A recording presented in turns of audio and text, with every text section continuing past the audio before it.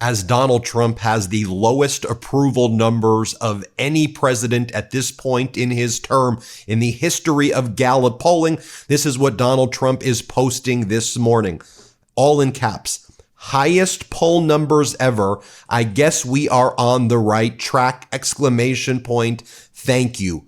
What a sicko. We, the people, are pissed. The people are demanding answers right now at town halls and on the streets across the United States of America. More and more, Donald Trump is going to start feeling like a cornered rat because Democrats, Republicans, independents, people who don't even care about politics have been impacted by Donald Trump crashing the economy, Donald Trump terminating all of these federal workers, Donald Trump allowing Elon Musk to get into our private data, the Republican plan to gut our Medicaid. Let's go on and take a look at what else Donald Trump is posting. He goes, our southern border is closed! Exclamation point, exclamation point, exclamation point.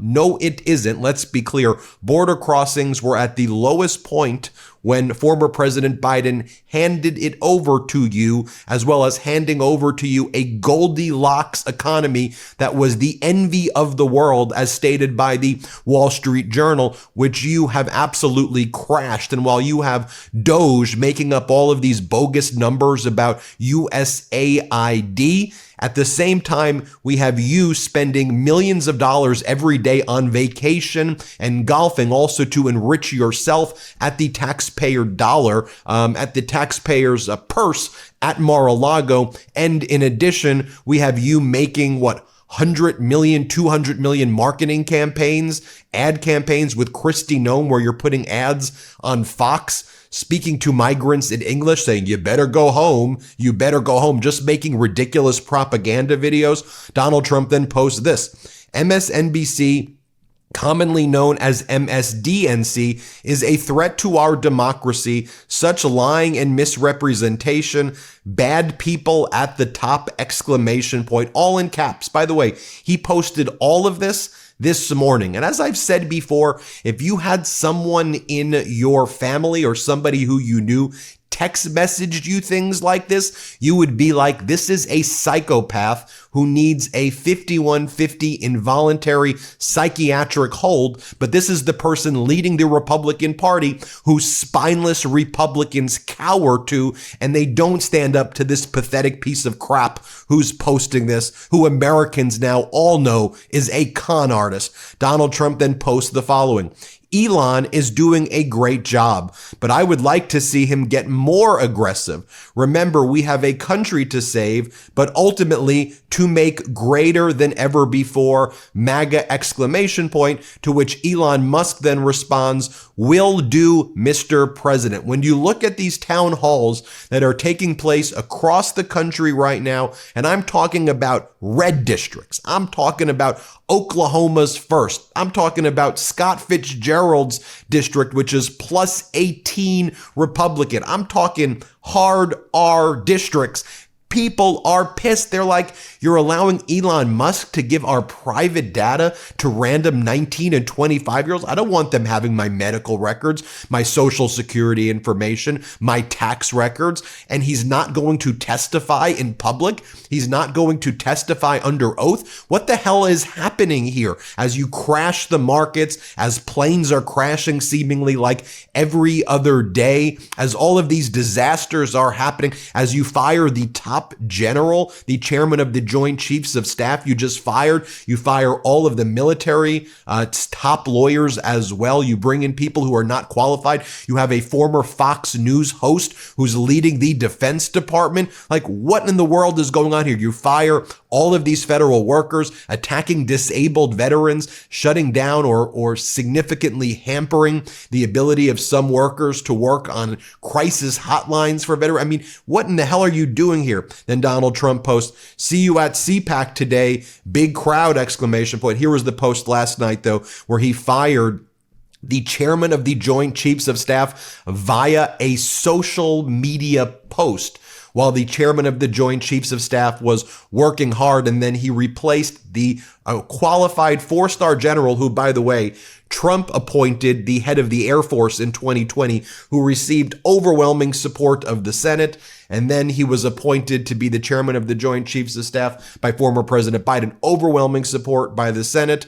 A highly qualified individual who Trump then hired, a guy who was a three-star general who said, "I love Trump," who had to get an exemption because he didn't have the qualifications. By the way, as Elon Musk and Donald Trump are being talked about by the MAGA Republicans as being their daddies. Remember the videos I show you where these MAGA Republicans, whether it's like Byron Donalds or others or Marjorie Taylor Greene, they're all like, we needed a daddy. The government needed daddies, and now we got our daddies. Donald Trump and Musk, they're the daddy's back. Remember all those videos I've showed you? Well, just take a look at this. You have Elon Musk with 4 baby mamas, 13 kids. His 2 baby mamas recently have been posting online that he neglects his children. Grimes says, "I'm not giving any details, but Elon won't respond to text or calls or emails and has skipped every meeting, and our child will suffer lifelong impairment if he doesn't respond ASAP. So I need him to fucking respond, and if I have to apply public pressure,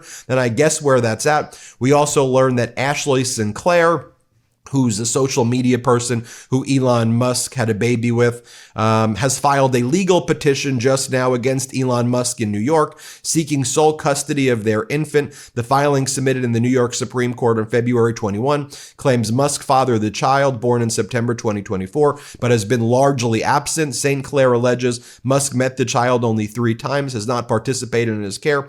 Alongside the custody request, she filed a paternity petition along with written messages like this, where Elon Musk had said to her, "I want to knock you up again, hi cutie." And then Elon Musk saying that he's not going to be there with the kid because he's too paranoid. You have this event taking place right now at CPAC again, where there's more of these salutes that they're doing. This is a speaker, a Mexican actor who was there at CPAC. Here, watch this. This follows Steve Bannon at CPAC. This is the convention where I showed you Donald Trump was speaking at. Here, play this clip. That's why I'm going to join the Elon Musk and President Trump's movement. My heart goes out to all of you. Fight, fight, fight. Elon Musk was showing up over here at CPAC.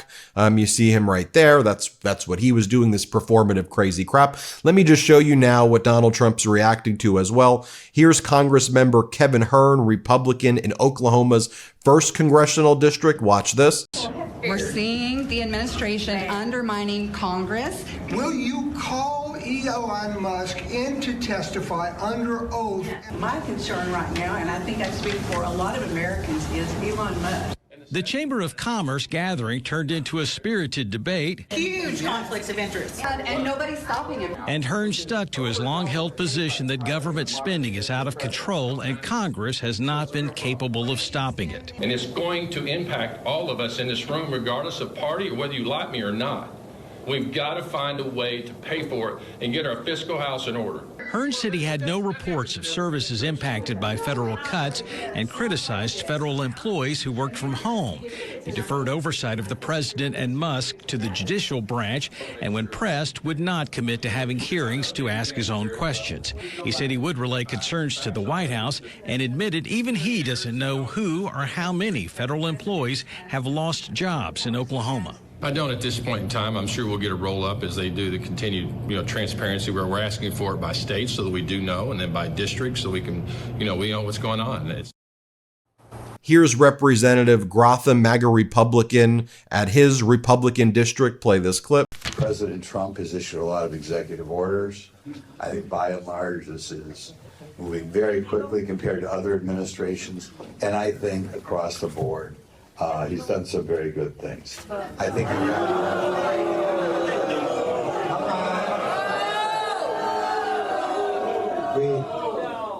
he's gotten rid of birthright citizenship.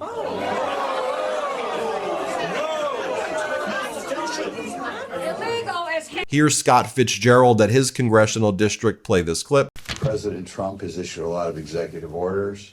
I think by and large this is moving very quickly compared to other administrations, and I think across the board he's done some very good things. I think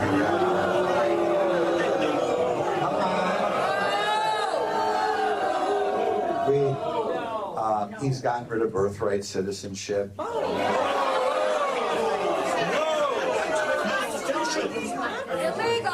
Here's Rich McCormick, MAGA Republican from Georgia at his congressional district. Play the clip. Tyranny is rising in the White House, and a man has declared himself our king. So I would like to know, rather, the people would like to know what you, congressmen, and your fellow congressmen are going to do to rein in the megalomaniac in the White House.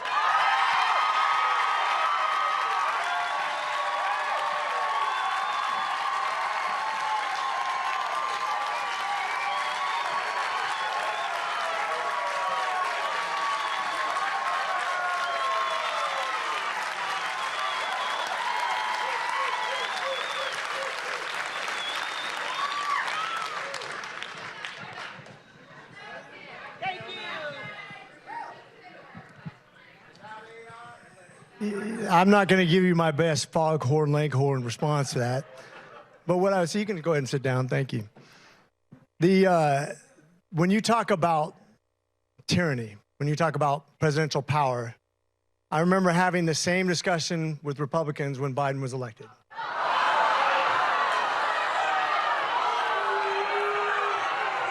The funny thing is, you're sitting here and a lot of you would probably say those January 6s who are yelling just as loud as you, who are upset just like you. And just so you remember the types of town halls that Donald Trump was holding during the campaign, instead of asking questions, Donald Trump would tell the crowds that he wanted to dance to music. And he would say, I don't want to do questions. Let me dance to the YMCA. Here, play this clip. Let's not do any more questions. Let's just listen to music. Let's make it into a music. Who the hell wants to hear questions, right? Isn't that beautiful, though? It's so beautiful. And we played that in Butler, Pennsylvania. We had a moment of silence, and then we had the bells of Notre Dame go off, and then we had a great opera singer, Christopher, who was so incredible. And a great, great opera singer. We'll keep you posted with more information here. Of course, as always, on the MeidasTouch Network, we're getting closer to 5 million subscribers already. Make sure you're subscribed. Share the word about this network to others. And also check out MeidasPlus.com, MeidasPlus.com. Check it out. Can't get enough Meidas? Check out the Meidas Plus Substack for ad-free articles, reports, podcasts, daily recaps from Ron Filipkowski, and more. Sign up for free now at MeidasPlus.com.